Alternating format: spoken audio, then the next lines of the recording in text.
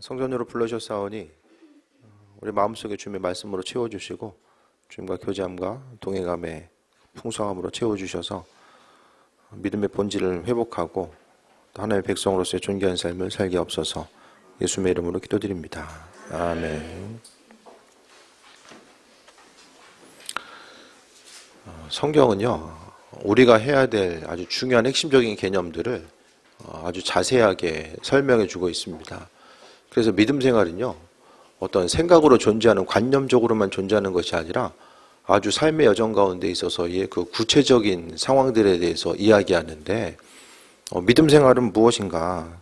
그러니까 사도 바울은 육체의 일과 그 성령의 일, 성령의 열매를 계속해서 상대적으로 놓고 강조하고 있는데, 성령의 인도하심 따라서 삶을 살아가야 됨을 이야기합니다. 우리 내면에 가지고 있는 것들은요, 항상 외적으로 나타나게 됩니다. 속에 가지고 있는 것들이 말이나 행동을 통해서 드러난다는 거예요. 그래서 우리의 신앙의 그 본질, 내 안에 예수님께서 살아 역사하고 계시면요, 그 살아 역사하심에 대한 그 증거들이 삶을 통해서 나타날 수밖에 없습니다.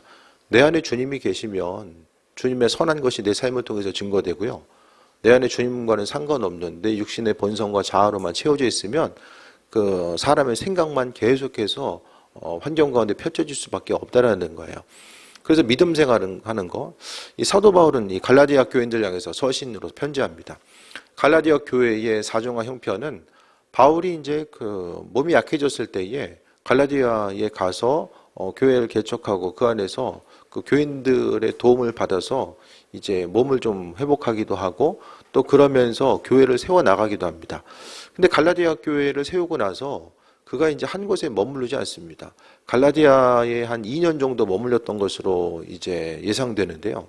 2년이 되고 나서 바울 사도는 이 복음 전파의 사역을 감당하기 때문에 한 곳에 머물 수가 없는 거예요. 그래서 이곳저곳을 다니게 되는데, 교회가 이제 갈라디아 교회를 남겨두고 떠나고자 했을 때 그 이후에 유대주의자들, 그 율법주의자들이 들어옵니다. 예수님을 믿지만은 율법과 그 주님을 믿는 것을 동일하게 강조하거나 오히려 조금 더 율법을 지키는 것을 강조하는 그런 율법주의자들이 들어와서 바울이 강조했던 것은 그 믿음으로 인해서 그 율법보다는 믿음을 강조하다 보니까 율법주의자들은 그것이 이제 바울을 공격하는 것, 오히려 바울을 이제 지지하는 것보다는 바울이 그 율법으로부터 벗어나 있다고 생각하고 바울이 전한 것은 다 가짜다, 이렇게 이제 이야기를 하게 되는 거죠.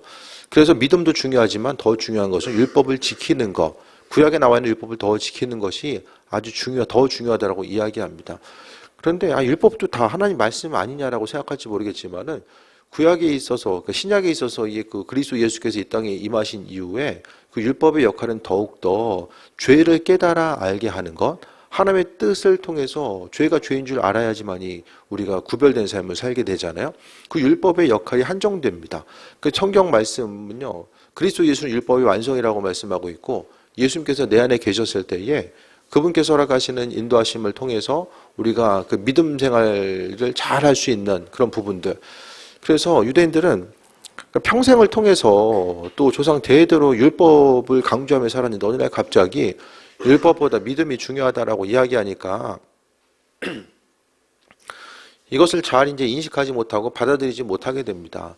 그랬을 때에 하나님의 백성으로서의 온전한 삶을 살아가는 것, 바울은요, 율법을 지키고 뭐 믿음으로 승리하고 다 중요한데 그것보다는요, 어떤 것이 옳은 것인가, 육체의 일이냐 성령의 열매냐, 그러니까 믿음을 통해서 성령의 열매를 거둘 수 있다라고 생각했고요. 그로 인해서 성경 가운데 육체의 일과 육체의 일을 이야기하고 성령의 열매를 이야기하는 것은 율법주의자들이 주장했었던 육체의 일, 육신은 이렇게 흘러갈 수밖에 없다라는 것을 이야기하고요. 하지만은 성령의 인도하심을 받았을 때 삶에 있어서 이런 결과들이 나타난다라는 거예요. 믿음 생활한다라는 거, 신앙 생활한다라는 거, 이런 부분에 대해서 요즘에 자주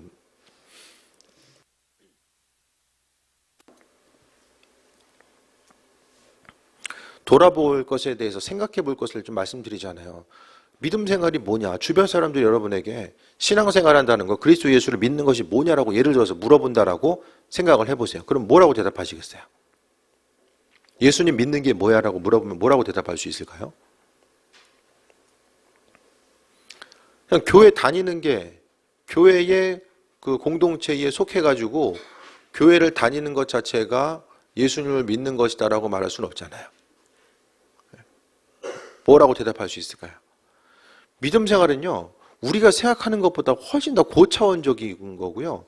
마음과 생각을 집중해야 되는 것이고, 또 창조주 하나님께서 가지고 계신 것들을 그 풍성하게 누릴 수 있는 그 모든 것들이 그 안에서 또 담겨져 있어야 됨을 말씀하고 있습니다.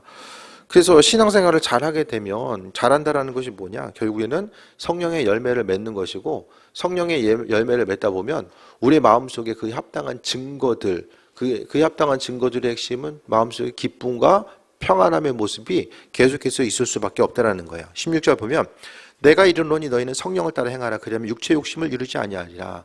욕심대로 살지 않을 수 있는 것의 핵심은 바로 성령의 인도하심을 따라서 삶을 살아가는 거예요. 성령의 인도하심 따라 사는 거. 성령이 어떤 역할을 하죠? 하나님의 뜻을 우리에게 비춰주시는 거죠. 그래서 성령의 인도하심을 따라 살아가는 것은 주님의 이끄심과 예비하신 하나님의 마음, 그리스도 예수 주님의 마음을 따라서 움직이고 살아가라는 거예요. 어떤 일에 대한 선택의 요소에 있을 때에 무엇을 선택하고 또 어떤 방향으로 나아갈 수 있을까를 선택하는 그 순간순간마다 우리가 생각해서 결정하는 것이 아니라 신앙인들은요, 기도하고 결정해야 돼요. 생각하고 결정하면은 내 안에 있는 가지고 있는 지식과 경험을 통해서 움직여지잖아요. 그런데 내가 가지고 있는 경험과 지식이 얼마나 신뢰할 수 없는 것인지에 대해서 우리가 누구보다도 더 잘 알고 있습니다. 아, 이게 맞는 거야. 이 방향으로 가면 되겠지? 근데 그렇게 가서 우리가 신뢰함을 가지고 앞으로 나아갔던 부분들, 또 내가 선택했던 그 부분 때문에 어려움 당하게 되는 일들이 너무나 많잖아요. 우리가 돌아봐야 될 것은 육신이 아니라 성령을 따라서 움직이고 반응하는 삶에 대해서 이야기합니다. 17절 보면은 육체의 소욕은 성령을 거스립니다. 굳이 설명하지 않아도 하고 싶은 대로 살면 성령의 이끄심과 하나님 말씀대로 움직입니까? 내가 하고 싶은 대로 살고 반응하면 하나님의 말씀대로 우리가 살아갈 수 있습니까? 할 수가 없잖아요. 성령은 육체를 거스린다라고 합니다. 말씀대로 살아가려고 하면은 성령은 육체를 거스린다고 하니까 하나님 말씀을 따라가다 보면 몸이 힘들어요. 몸이 힘들어요. 내가 하고 싶은 것을 못해요. 또 할 말도 못하다 보니까 힘들 수밖에 없어요. 그러니까 항상 신앙이 성숙되지 못한 상태에 있어서는 성령의 이끄심과 내 마음의 생각이 계속해서 충돌합니다. 이 충돌할 때에 우리가 그 가운데서 해야 될 것은 내 의지를 어느 쪽으로 실어주느냐. 성령은요, 우리의 무슨 고삐를 잡고 이렇게 움직이는 그것이 아니라 성령은 우리에게 자유의지를 주셔서 우리가 무엇을 선택할지는 우리에게 맡겨주셨어요. 우리가 은혜 가운데 육신의 소욕을 선택할 것인가 아니면 하나님의 말씀대로 움직일 것인가는 우리 선택의 요소로 남겨주셨습니다. 그러니까 중간에서 우리가 어떤 선택을 하느냐. 그래서 내 안에 계신 예수님에 대해서 기억하고 그분의 음성을 따라서 선택을 할 거냐 아니면 환경이 이러니까 이런 환경에 대해서 어떤 생존 본능을 발휘해가지고 이렇게 행동하는 게 훨씬 더 환경을 이기고 나아가는 데 도움이 될 거야. 우리가 어떤 일이 생기면은 내가 뭐 원하지 않아도 자동적으로 분석을 하잖아요. 내 육신의 생각이 분석을 합니다. 그래서 이제 결론을 내리려고 하거든요. 근데 중요한 것은 하나님은요, 삶의 여정 가운데서 우리가 선택하고 결정하는 그 모든 요소 가운데서요, 기도하고 그분께서 베풀어 주신 것들을 결정하고 그 지혜와 은혜대로 삶을 살아갈 것에 대해서 말씀하고 있어요. 그래서 우리가 온전한 삶의 방향성을 잡고 나아가야 되는데 그 중심 가운데서 성령의 이끄심과 인도하심을 경험하고 삶을 살아가는 것이 무엇보다 중요함을 이야기합니다. 그러면서 육체의 소욕과 성령의 열매가 무엇인지를 아주 자세하게 사도 바울은 기록하고 있어요. 모호한 것이 아니라 믿음 생활을 한다라는 것, 열매 맺는 신앙을 한다라는 것이 바로 이러한 부분임을 말씀하고 있는 거예요. 육체의 일은 무엇입니까? 음행과 더러운 것과 호색과 주님과는 상관없는 것들, 사람이 본성대로 삶을 살고자 했을 때에 나타나는 결과들에 대해서 이야기하는 거죠. 세상을 살아감에 있어서의 음란함의 문제, 또 더러운 것과 호색하는 것들, 이런 부분이 예전에만 속해 있는 것들이 아니라 상태가 점점 더 심해지면 심해졌지 강도가 약해지진 않습니다. 그러니까 육신의 소욕을 따라가고자 했을 때 나타나는 현상이 이렇고요. 그 다음에 20절에 우상 숭배와 주술과 원수 맺는 것과 우상숭배와 주술을 이제 하나의 카테고리로 묶는 거죠. 그러니까 19절에 보면 음행과 더러운 것과 호색이라는 것은 이제 성적인 범죄의 카테고리로 묶을 수 있어요. 이 범죄함 자체는 계속해서 그러니까 그 사회에 있어서의 타락의 지표 자체가 이제 성범죄거든요. 성적인 타락 자체가 바로 이제 사회가 얼마나 건강한가 아니면은 타락하고 있는가의 아주 중요한, 가장 중요한 지표입니다. 육체의 소욕을 통해서 살고자 했을 때의 신앙인들이라고 할지라도 육신의 소욕을 따라 살게 되면은 이런 그 현상이 나타나는 거예요. 그러니까 10년 가운데 내가 음행과 계속해서 싸우지 못하고 넘어지고 이런 부분이 삶에 있어서 믿음 생활에 걸림돌이 된다고 한다면 육신의 소욕 자체가 내 인생 가운데 그만큼의 큰 영향력을 주고 있다는 것을 이야기하는 거예요. 그 다음에 우상 숭배와 주술, 참 이상하죠. 시대는 정말 보이지 않는 세계, 과학기술의 그 문명의 첨단을 달리고 있는데 이런 주술에 관한 것들은 전혀 사그러지지 아니하고 점집은 점점 늘어나게 되는 이런 현상들. 네. 물론 주님 오심의 때가 가까울수록 사람이 각각의 옳은 대로 삶을 살아가고 또 그렇게 하다 보니까 주님과는 상관없는 것을 선택하는데 우상숭배와 주술, 그래서 점보고 또 이제 점점 더 이제 뭐 인터넷 매체를 통해서 핸드폰 어플을 통해서 뭐 오늘의 운세, 그러니까 조심해야 됩니다. 아무것도 아닌 것처럼 보여도 그 아무것도 아닌 것처럼 보이는 그 본질 가운데서 영적인 세계가 같이 얽혀 들어가게 되고 그로 인해서 우리에게 있어서의 어떤 올무와 족쇄로서 작용할 요소가 많이 있습니다. 그냥 심심해서 그냥 심심풀이로 그냥 보다가 보면 나도 모르는 사이에 내 심령이 그 얽매여 있는 거. 구약에서 우상 숭배하는 사람들은요, 그들이 우상 숭배한다고 생각을 잘 못했어요. 그렇게 중요하게 여기지 않았습니다. 남들 하니까 이게 뭐 그렇게 하나님 보시기에 중요한 거겠어? 대부분 그렇게 출발하게 되고 나중에 가다 보니까 이제 어려움을 경험하게 되는 거죠. 그 통계를 보면은 교회 다니는 사람들은 30% 정도는 이제 교회 예수 믿고 나서도 이렇게 점 보러 다니고 그런 경험들이 있다고 하더라고요. 30%가 더 될 수 있어요. 그러니까 교회에서 갖게 되는 이런 기복적인 신앙이 무속과 이제 연결돼 가지고 이도저도 아니게 되는 상태로 이제 흘러갈 수밖에 없는 거죠. 그다음에 분쟁과 원수 맺고 분쟁과 시기와 분냄과 당짓는 것, 분열함과 이단. 이게 무엇입니까? 관계성 가운데서 이게 내 편을 만들고 서로 가르고 사람들끼리 모이면은 어떻습니까? 모이다 보면은 나와 생각이 같지 않은 사람들이 있잖아요. 세 사람만 모여도 둘이 짝져가지고 이제 한 사람 욕하는 게 사람들의 마음이잖아요. 모였을 때에 그 모임을 통해서 그 모임이 서로 하나 되고 연합을 이루고 다른 사람을 향해서 돕고 사랑하고 나눌 수 있는 그 모임이 되면 좋은데 그 모임 자체가 오히려 우리와는 생각이 같은 사람, 다른 사람을 나누게 되는 그 모임이 기준이 되면 어떻게 됩니까? 서로 원수 맺습니다. 하나님이 가장 싫어하는 것 중에 하나가 갈라진 거거든요.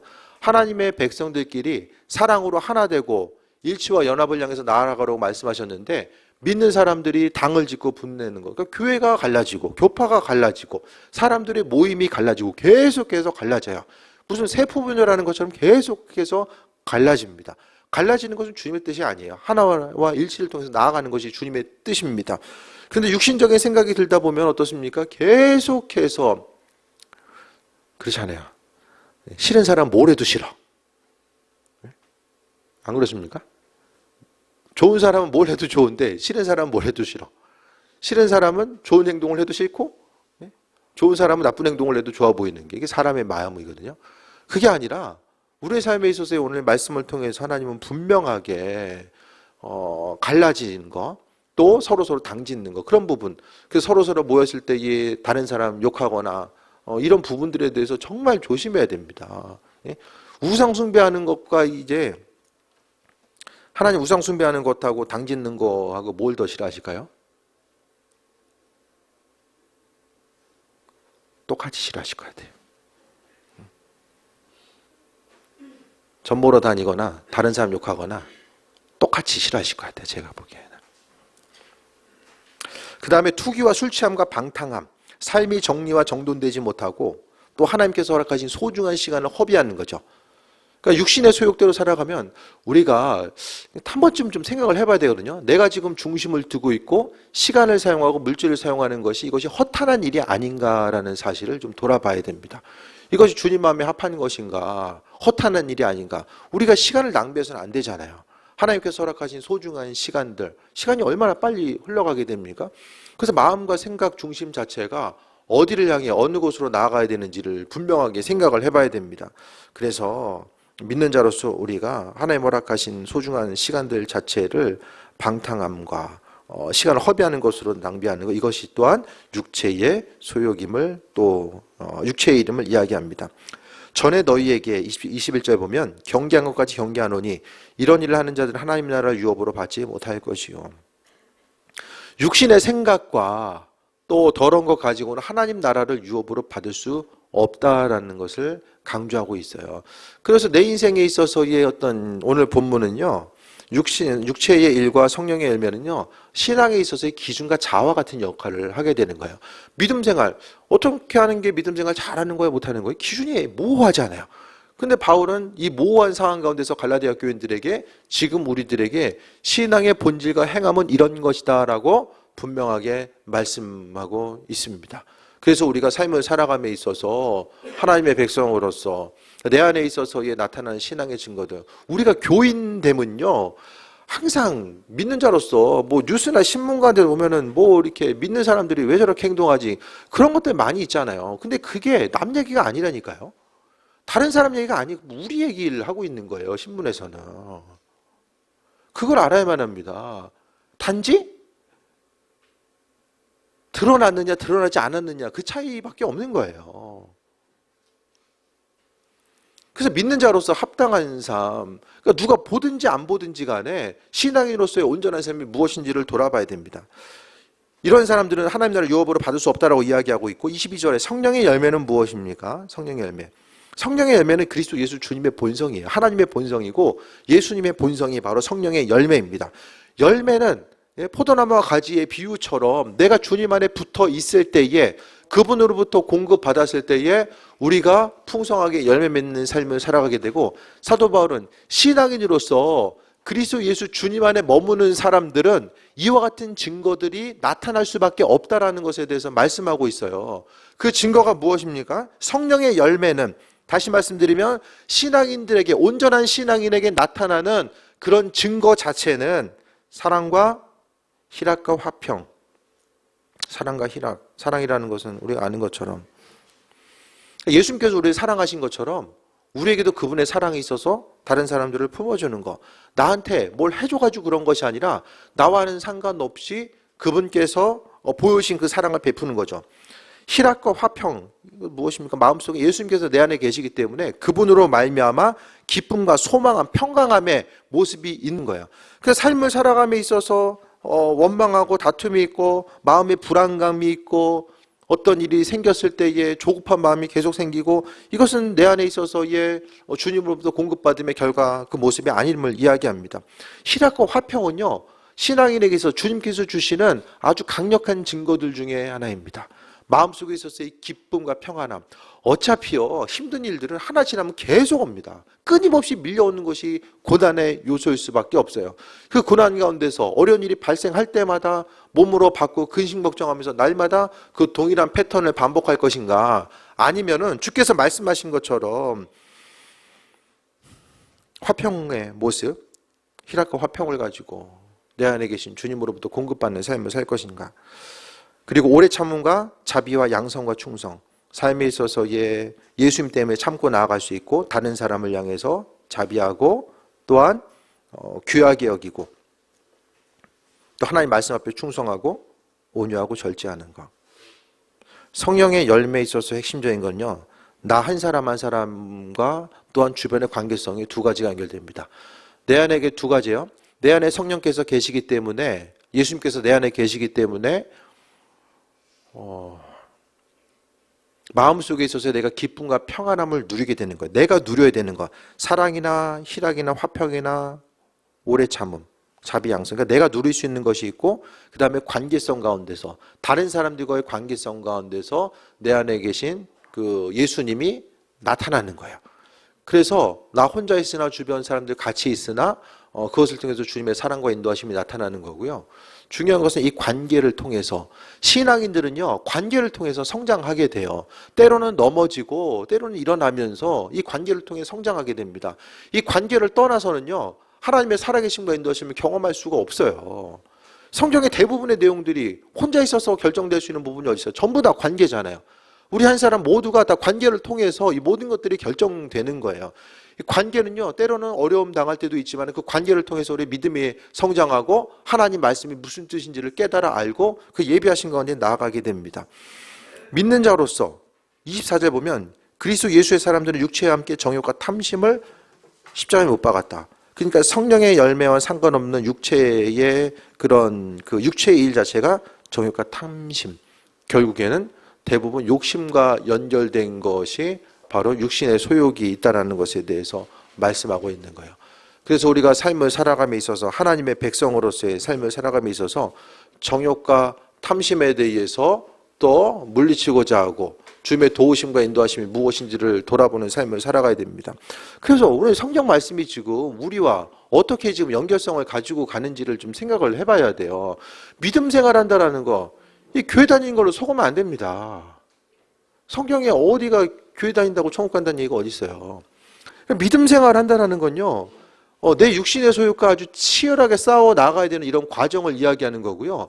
삶의 여정 가운데서 하나님의 백성으로서의 삶을 어떻게 살아갈 수 있을까? 이것 때문에 신앙생활을 어떻게 해야 되는가? 그것 때문에 우리가 고민해야 된다는 거예요. 고민.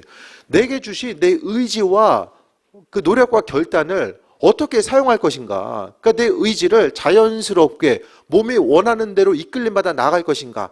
우리에게 있어서요, 육신적인 본성은 보이는 대로 상황에 대해서 그것도 속는 거죠. 상황에 속는 거죠.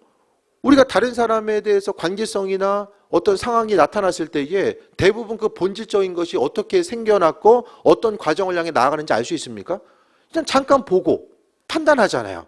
그리고 그 판단하는 것이 전부인 것처럼 삶을 살아가게 됩니다.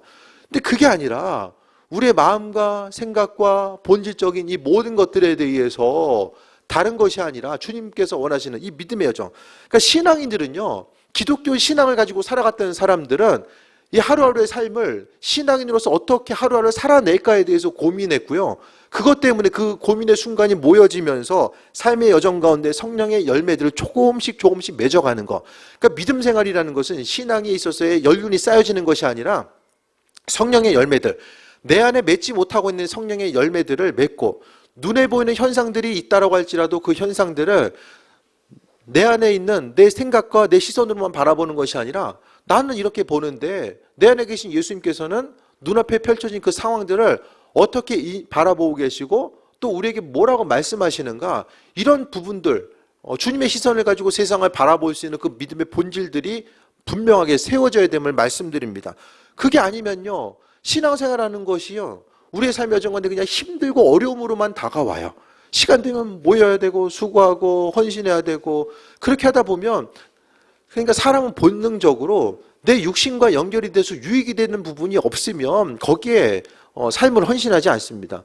그러면 우리가 믿음 생활 자체가 내 삶의 여정 가운데 어떤 그 유익으로서 다가오는지를 분명히 돌아봐야 됩니다. 내 인생의 가치, 삶에 있어서의 풍성함과 내가 가지고 있는 믿음 생활이 어떻게 연결되는지를 분명하게 바라볼 수 있어야만 합니다. 욕심대로 살면 결국에 어떻게 되죠? 망합니다. 육신대로 살면요, 마음의 생각대로 사람이 행동하고 싶은 대로 다 행동하고 말하고 싶은 대로 말하고 하면 어떻게 됩니까? 주변에 있을 사람 아무도 없어요. 다 사라집니다. 나만 남아요. 결국 나만 남아요. 그래서 삶의 여정 가운데 우리가 잊지 말아야 될 것은, 성경은 믿음 생활하는 것은 이런 거야. 성령의 열매를 맺어야만 돼. 내 안에 예수님이 계시면 그분이 함께 하심에 대한 증거들이 나타난다라고 하는데, 그 증거가 대표적으로 성령의 열매이고, 그 성령의 열매가 우리의 삶의 여정 가운데 결국 내 안에 있는 그런 신앙의 온도계와 마찬가지죠.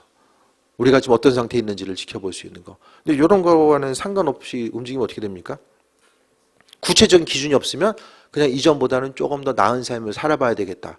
그렇게 하지 마시고 오늘 말씀에 나와 있는 이 성령의 열매들이 어떻게 내 삶의 여정 가운데 맺혀지고 있는지를 돌아봐야 됩니다. 이게 돼야지만이 내 안에 있는 그리스도, 아니 주님께서 이 세상에 어떻게 증거되십니까? 내 안에 살아계셔서 우리의 삶을 통해서 믿지 않는 사람들은요, 믿는 사람들을 통해서 그리스도 예수가 누구인지를 발견하면서 삶을 살아가게 됩니다. 예수님이 누구인지를 어떻게 알아요? 믿지 않는 사람들이. 믿는 우리들의 삶을 통해서 알게 되거든요. 그러니까 삶을 통해서 이게 힘들죠. 성령의 열매, 이게 만만한 게 어디 있어요. 심지어는 오래 참는다는 것은 2번이나 나와요. 절제, 오래 참음. 참는 것이 이제 2번이나 나오거든요. 예수님 때문에 내가 한 번 더 절제하고 삶을 살아가는 거. 그러니까 우리가 매스컴에서 계속해서 교회에서 부정적인 내용이 나올 때마다 그럼 나는 다른가? 나는 다른 삶을 살고 있는가? 저들과는 내 삶이 다르다라는 것을 확실하게 아주 단호하게 주님 앞에 얘기할 수 있습니까? 그럼 믿음 생활이 뭐냐? 이런 부분들에 대해서 주님이 내 안에 계시면은 하나님 살아계시면 증거들이 나타나고 예수님께서 내 안에 계시면 증거들이 나타나야 되잖아요. 그럼 누군가 내 삶을 봤을 때에 주께서 살아계신 증거가 무엇인가에 대해서 또 요구한다면, 물어본다면 우리가 뭐라고 대답할 수 있을까? 이런 부분들을 분명하게 돌아봐야 됩니다. 25절에 만일 우리가 성령으로 살면 성령으로 행할지니, 성령으로 행하라고 말씀합니다. 성령으로 행하래요. 성령으로 행한다라는 것이 계속 강조해서 말씀드립니다. 내 안에 주님 계시고 그분께서 원하시는 삶의 모습이 성령의 열매를 통해서 맺어지는 것. 주님과는 상관이 없으면은 일상생활 먹고 살기도 너무 바쁘잖아요. 그 바쁜 일상 가운데서 우리가 의지를 동원하지 않으면 믿음과는 점점 더 이제 그 괴리된 상태로 나아갈 수밖에 없다라는 거예요. 믿음 생활을 한다라는 거. 나는 이 교회 와서 이렇게 움직이는데 하나님은 내 왜 기도 제목들 안 들어주시고 나한테 왜 그러시지? 이건 아주 그냥 1차적이고 단순한 신앙생활의 모습입니다. 믿음 생활은요, 기도 제목이 응답되고 안 되고를 떠나서 이와 같이 주님의 살아계심을 내가 먼저 누리고 내가 누린 예수님을 세상 가운데 비치는 역할을 행하는 것이 바로 신앙의 본질이라는 거야. 나도 누리지 못하고 내가 누리지 못하는데 누구한테 가가지고 예수님 얘기할 수 있습니까? 날마다 힘든 거예요. 신앙의 여정이 또 하나의 일로서 다가오기 때문에 하나하나 믿음 생활 자체가 그냥 힘들고 어려움의 요소가 가중될 수밖에 없는 거예요. 성령으로 살면 성령으로 행하라. 내 안에 성령께서 계시다라는 사실, 내가 신앙인이면 그분께서 말씀하신 것들이 무엇인지를 깨달아 알고 그 인도하심 받아 온전한 삶을 살아갈 것에 대해서 말씀하는 거예요. 26절에 육신대로 사는 것은 무엇입니까? 헛된 영광을 구하는 거죠. 헛된 영광을 구하여 서로 노엽게 하거나 서로 투기하지 말지니라. 성령으로 살면은 내 욕심이 있고, 그 육신대로 살면 내 욕심이 있고 그것 때문에 서로 노엽게 하는 일들, 문제가 발생하게 됩니다. 성령의 열매를 맺지 못하면요, 다툼과 분쟁이 끊이지 않아요. 내 안에 있는 미성숙함이 눈에 보이는 것으로 표출돼 나아가고 그로 인해서 누군가는 어려움 당하고 또 상처받고 또 상처받고 또 상처받고 이런 것들이 계속 쌓여져서 결국 하나님께서 베풀으신 은혜와 사랑이 무엇인지 누리지 못합니다. 이제 성령의 열매, 그게 아니라 성령으로 행할지라라고 합니다. 그럼 지금까지 우리가 성령으로 행하는 것에 대해서 관심이 없으면 이 성령으로 행하는 거 언제쯤 한번 누려볼 수 있을까요? 그리스도 예수 주님께서 주시는 기쁨과 소망함은 언제가 좀 누리고 나아갈 수 있을까요? 하나님의 사랑을 언제 누리고 성령의 열매를 언제 맺고 우리가 어떻게 살아갈까요? 생각보다 시간이 많지 않을 수 있어요. 오늘 말씀을 통해서 육신대로 살면 반드시 죽는다. 하나님 나라 유업으로 받지 못한다라고 언급하고 있잖아요.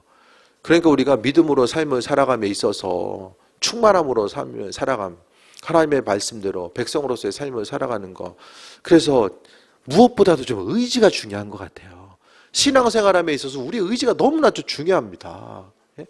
그냥 영적인 삶을 살아가는 것이 나는 그냥 비워진 상태로 있으면 하나님께서 그냥 알아서 이끌고 가신다라는 그것이 아니라 의지, 내 의지를 어느 쪽에 둘 것이냐, 어느 부분으로 두고 어떤 삶을 살아갈 것이냐. 그래서요, 믿음 생활은 살아나가는 거예요. 믿음 생활, 성령으로 행하라. 육신의 소욕대로 살지 말고 성령으로 행하라고 이야기하잖아요. 행함 자체는 말씀대로 삶을 살아나가는 거죠. 이 삶을 살아나가는 것이 없이 그냥 믿음 생활 수동적으로 하다 보면은 그 안에서의 역사도 없고요. 결국에는 관계만 파괴되고 고난의 모습이 가중될 수밖에 없다는 거예요. 하나님의 자녀는 자녀됨의 증거가 있어요. 그것이 바로 이제 성령의 열매입니다. 자녀는 증거가 있어요. 그 증거들 자체가 성령의 열매로서 우리에게 비춰주고 있어요. 그래서 말씀 가운데 주님은요, 우리가 열매 맺는 삶을 살고 있는지 아닌지를 계속해서 묻고 있는 거예요. 그 생각하라는 게 생각을 멈추게 되는 순간 신앙생활도 끝나요. 생각 멈추면 끝납니다. 습관적으로 반복해 나아가는 이런 과정들, 그냥 익숙하니까 계속해서 반복적으로 삶을 향해 나아가는 거예요. 설교하는 것도 익숙하잖아요. 한 20년 가까이 했으면 설교하는 게 얼마나 익숙하겠어요. 익숙해요. 네? 이제는 뭐 설교 준비 안 해도 얼마든지 할 수 있을 것 같아요.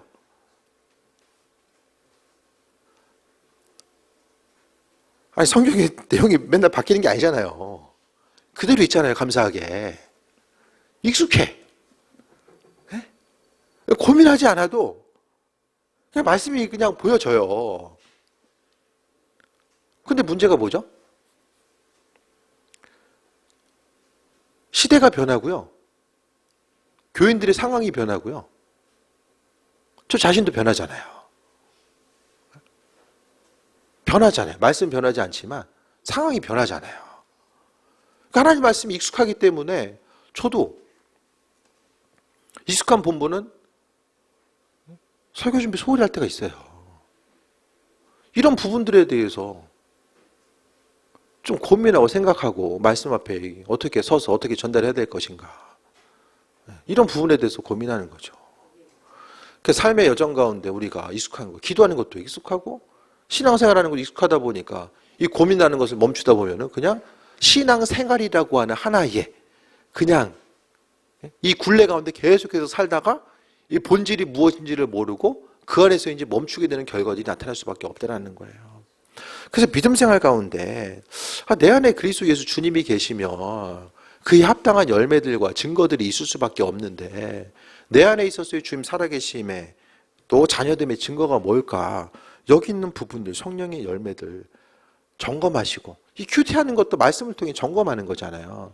그래서 우리가 하나님 말씀 앞에 내가 누구인가를 돌아보시고 말씀 때문에 고민하다 보면 믿음이 조금씩 성장하고 성숙하고 어느 순간 그리스도 예수 주님을 더 닮아갈 수 있는 은혜와 충만함을 내가 누리고 경험하게 됩니다.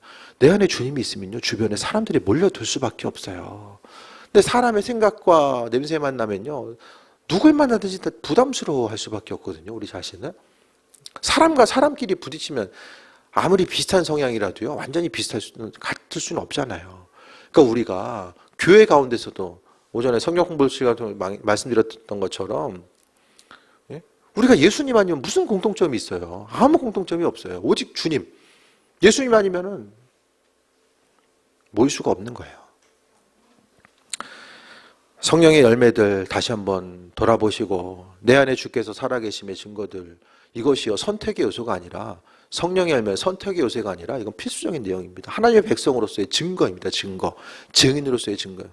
그 증거된 모습이 우리 심령 가운데 있고 그것을 통해서 믿음의 성숙을 이루어 나가는 주님의 백성으로서의 온전한 삶을 살게 되길 주의 이름으로 축원드립니다. 주신 말씀 붙들고 기도합니다. 주신 말씀 기억하면서 말씀의